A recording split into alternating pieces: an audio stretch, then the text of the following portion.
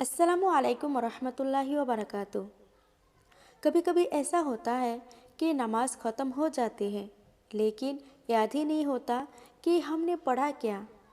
ज़ुबान तो चल रही होती है लेकिन दिल कहीं और होता है।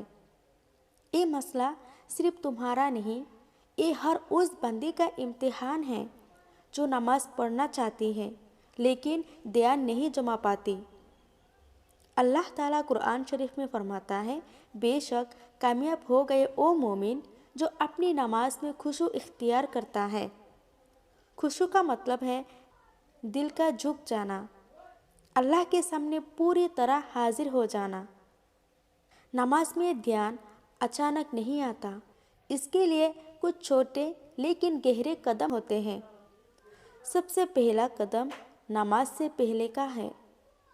जिस तरह किसी बड़ी शख्सियत के सामने जाने से पहले हम खुद को संभालते हैं, वैसे ही नमाज से पहले 2 पल खामोशी इख्तियार करो।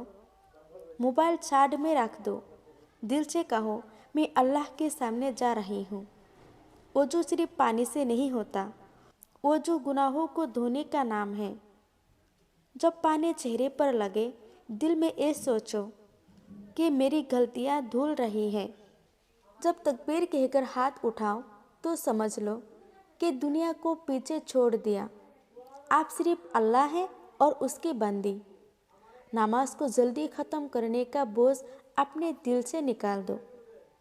अल्लाह को वो नमाज पसंद नहीं जो सिर्फ फ़र्ज उतरने के लिए पढ़ी जाए। रुकू में झुकते वक्त ये महसूस करो, मैं अपनी आना तोड़ रही हूँ। सजदे में जाकर ये याद रखो, इंसान अल्लाह के सबसे करीब सजदे में होता है। अगर सजदे में आंखों से आंसू आ गए, एक कबूलियत की निशानी है। अगर नमाज में ख्यालात आ जाते हैं तो घबराना मत। जब भी ख्याल भटके, आराम से वापस अपनी पड़ी हुई आयत पर लाओ। अल्लाह तुम्हारी कोशिश को देखता है, परफेक्ट नमाज नहीं, सच्ची नमाज चाहता है। हर नमाज में एक बात सोचकर पढ़ो, शायद ये मेरी आखिरी नमाज हो।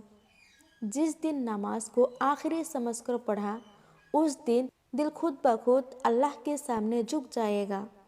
नमाज में इत्मीनान तब आता है जब हम अल्लाह को याद रखते हैं और अल्लाह हमें याद करता है।